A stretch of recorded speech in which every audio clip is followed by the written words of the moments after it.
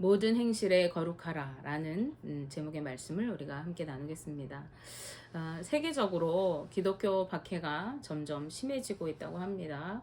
오픈도어 선교회라는 곳에서 매년 기독교 박해국을 발표하고 있는데, 특히 중앙아시아 지역 그리고 사하라 이남 아프리카 지역에서 가장 두드러지게 기독교 박해가 나타나고 있다고 합니다.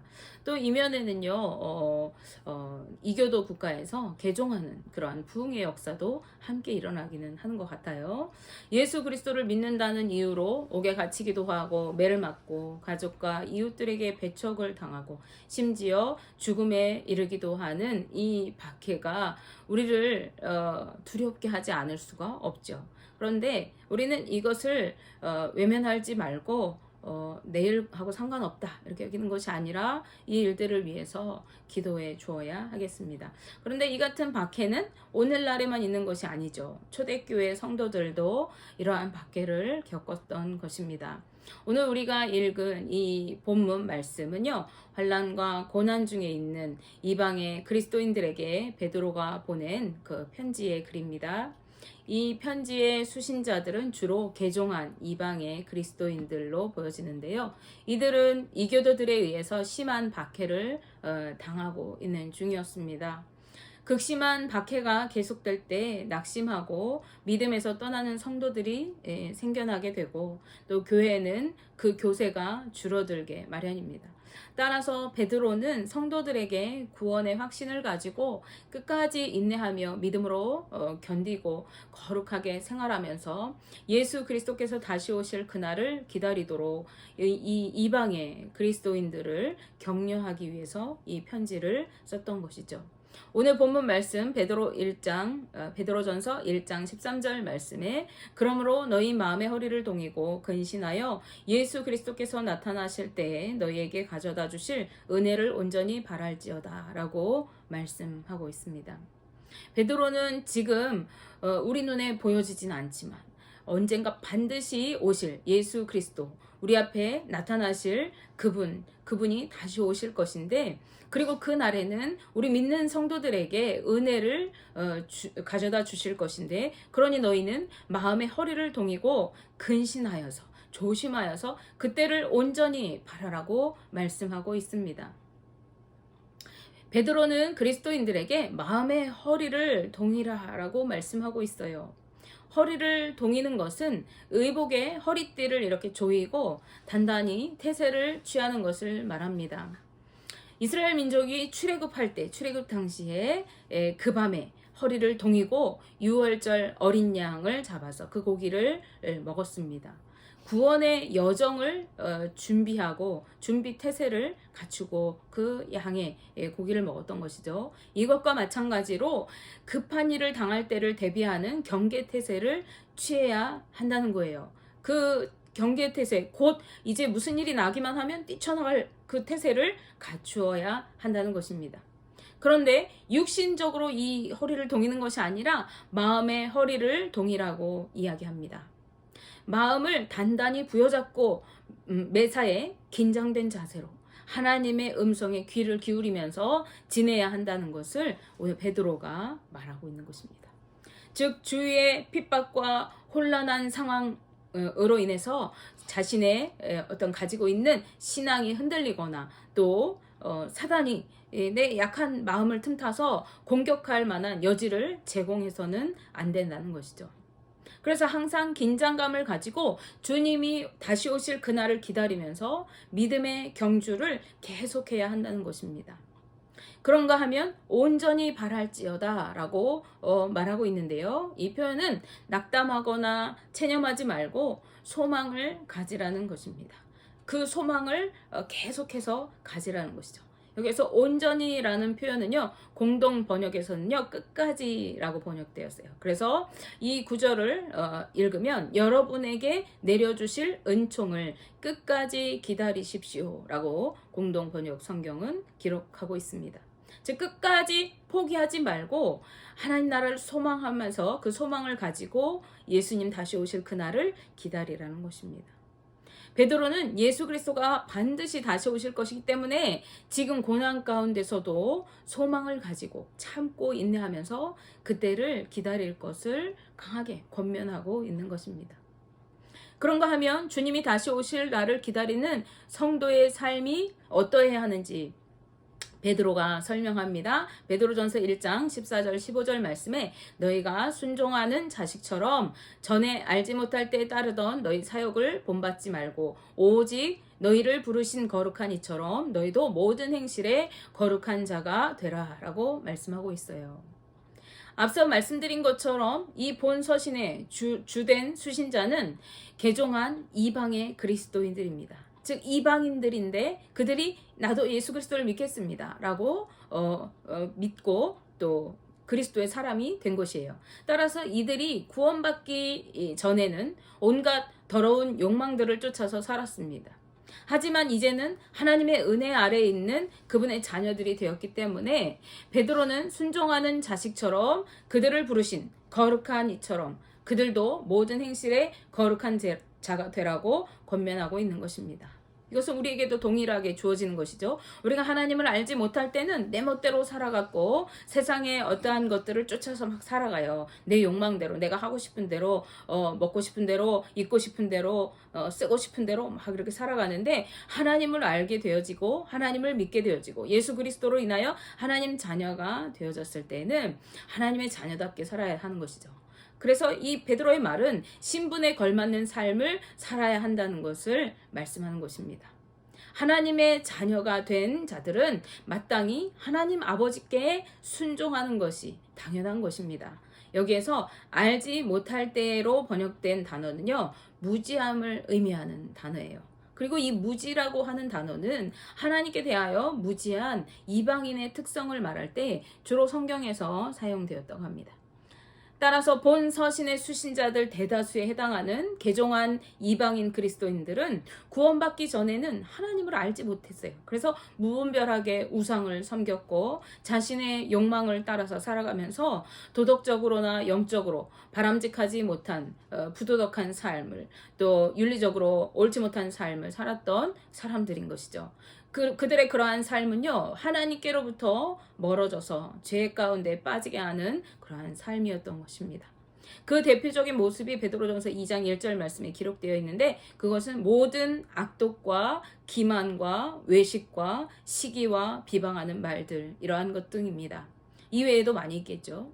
하지만 이제 구원을 받은 후에는 이와 같은 이전의 삶의 모든 방식대로 충동적으로 삶을 살아가는 것이 아니라 막 말하고 싶은 대로 말하고 죄를 저지르고 막 기만하고 외식적인 삶을 살아가면서 다른 사람 막 비방하고 시기하고 질투하고 탐욕적인 삶을 살아가고 이러한 삶을 살아가던 그러한 삶으로 살아서는 안 된다는 것이죠.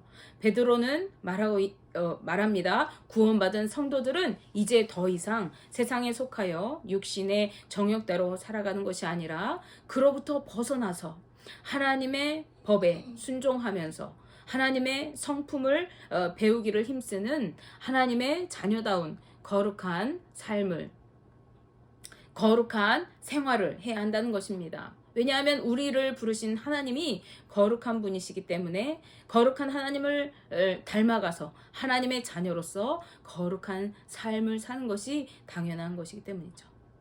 즉 하나님을 알지 못했던 때에 행하던 모든 부도덕하고 비윤리적인 삶이 아니라 하나님의 정결함과 도덕적으로 완전한 모습을 닮아가는 거룩한 삶을 살아가야 하는 것입니다.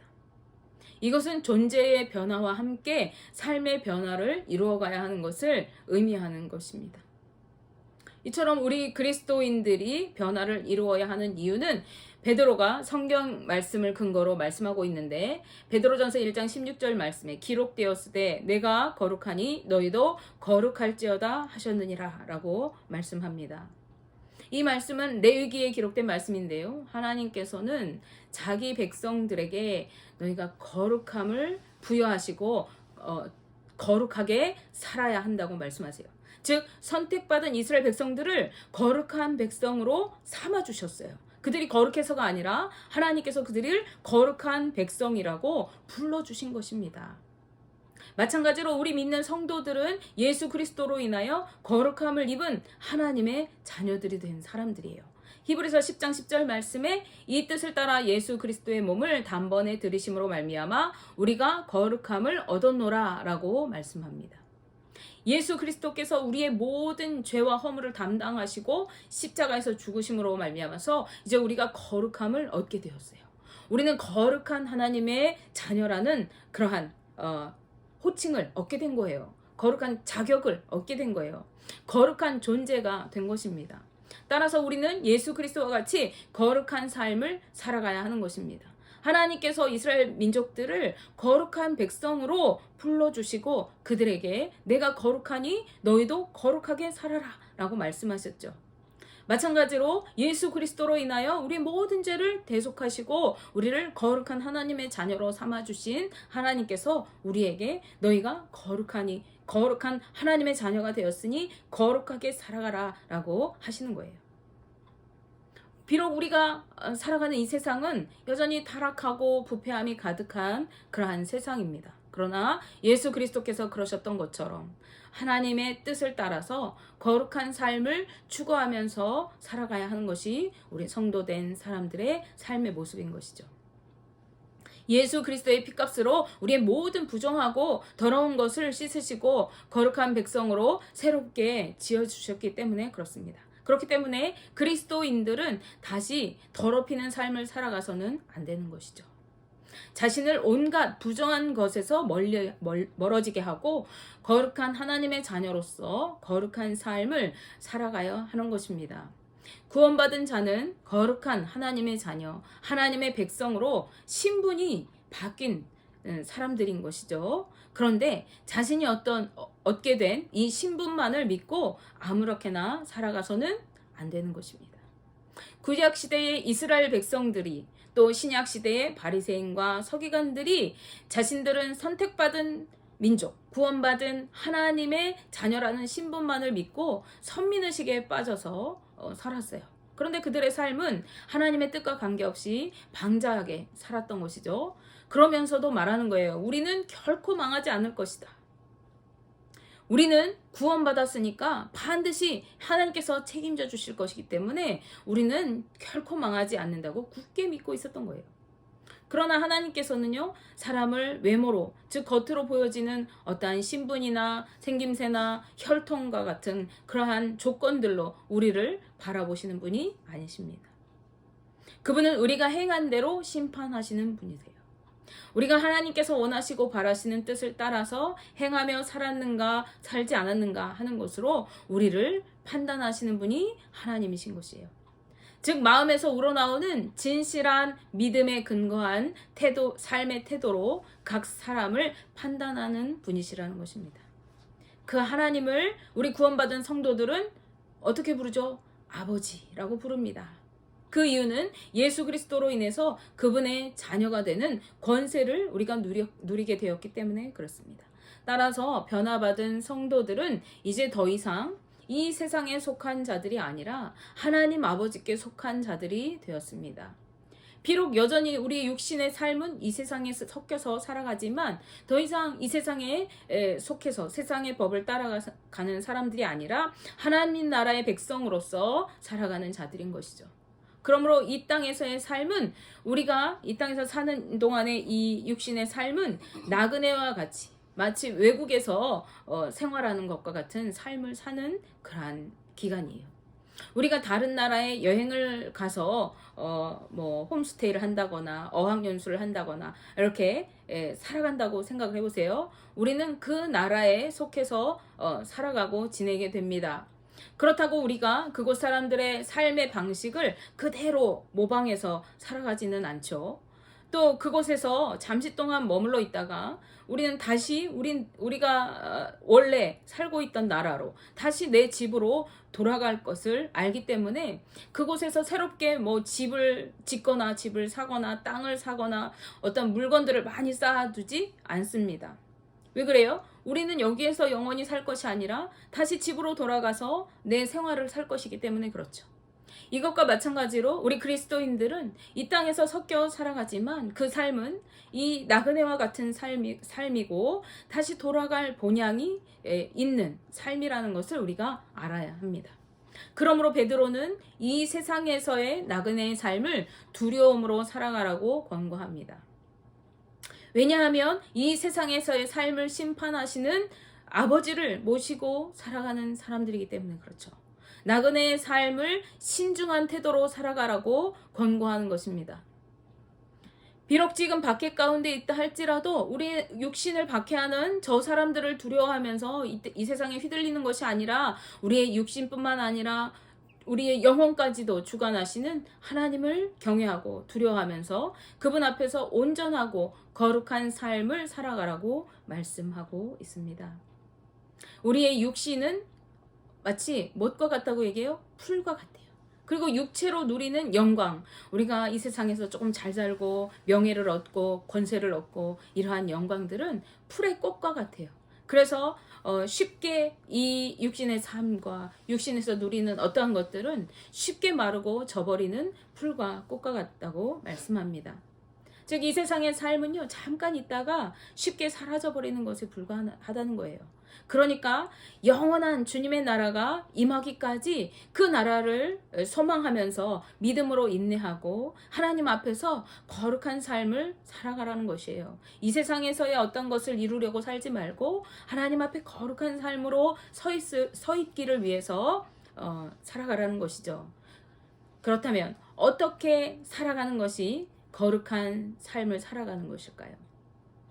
베드로는 베드로전서 1장 22절 말씀에서 이렇게 말씀합니다. 너희가 진리를 순종함으로 너희 영혼을 깨끗하게 하여 거짓이 없이 형제를 사랑하게 이르렀으니 마음으로 뜨겁게 서로 사랑하라. 아멘. 우리가 거룩한 삶을 사는 비결은요, 첫째로 진리를 순종함으로 영혼을 깨끗하게 하는 것입니다.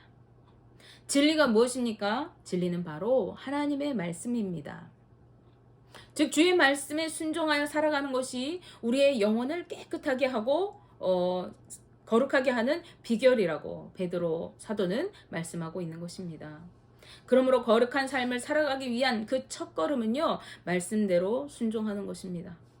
우리가 하나님을 온전히 믿고 사랑할 때 우리는 하나님의 말씀대로 순종하여 살아갈 수가 있는 것입니다. 우리가 누군가를 사랑하게 되면요, 그 사람한테 다 맞춰주고 싶잖아요. 그 사람 말은 다 들어주고 싶잖아요. 우리가 하나님을 사랑할 때 우리는 하나님의 말씀을 다 듣고 순종하고 싶어요. 하나님의 말씀대로 살고 싶어요. 하나님을 기쁘게 해드리고 싶어요. 그리고 그렇게 살아갈 때 우리 영혼이 깨끗하고 거룩하게 되어진다는 것입니다. 뿐만 아니라 우리는 그렇게 하나님 말씀대로 순종하여 살아갈 때 우리 영혼이 깨끗함을 얻을 뿐만 아니라 거짓이 없는 진실한 사랑을 배우게 되는 것입니다. 그러므로 거룩한 삶을 살아가는 비결 그 두 번째는요, 거짓이 없이 형제를 사랑하되 마음으로 뜨겁게 서로 사랑하는 것입니다. 이것은 예수님께서 주신 새 계명을 이루는 삶이죠. 요한복음 13장 34절 말씀에서 예수님께서 말씀하셨어요. 새 계명을 너희에게 주노니 서로 사랑하라. 내가 너희를 사랑한 것 같이 너희도 서로 사랑하라. 아멘. 우리가 하나님을 사랑하고 말씀대로 순종하여 살아갈 때 우리의 영혼이 깨끗하고 거룩하게 됩니다. 그리고 주님의 진실한 사랑을 배워서 온 마음으로 서로가 뜨겁게 사랑하면서 살게 되는 것입니다. 그렇게 살아가는 삶이 하나님 앞에 거룩한 삶인 것입니다. 그리고 주님이 다시 오실 때에 우리는 거룩한 삶의 모습으로 하나님의 심판대 앞에 서게 될 것이고 거룩한 하나님의 자녀로 인정받게 될 것입니다. 지금 베드로는요, 고난 한가운데 있는, 박해 가운데 있는 그 이방의 그리스도인들에게 너희가 그 박해를 두려워하지 말고 하나님이 주실 그 소망, 그 천국을 소망하면서 하나님 앞에 거룩한 삶을 살도록 너희 마음을 동이라 라고 말씀하고 있어요. 그리고 너희 영혼을 말씀대로 순종하여서 깨끗하게 하고 서로 사랑함으로 하나님의 거룩한 자녀로 살아라 라고 말씀하고 있습니다. 이것은 오늘 우리에게도 주시는 말씀이죠. 원하기는 저와 우리 성도님들 모두가 말씀대로 순종하여 살아가고 온 맘 다해서 서로 사랑하면서 몸과 마음과 영혼이 거룩한 삶을 살아가게 되시기를, 그리고 주님 앞에 의로운 자녀로 영원한 하나님의 영광을 누리게 될 그날을 소망하는 거룩한 삶을 살아가게 되시기를 주님의 이름으로 축복하며 기도합니다. 기도하겠습니다.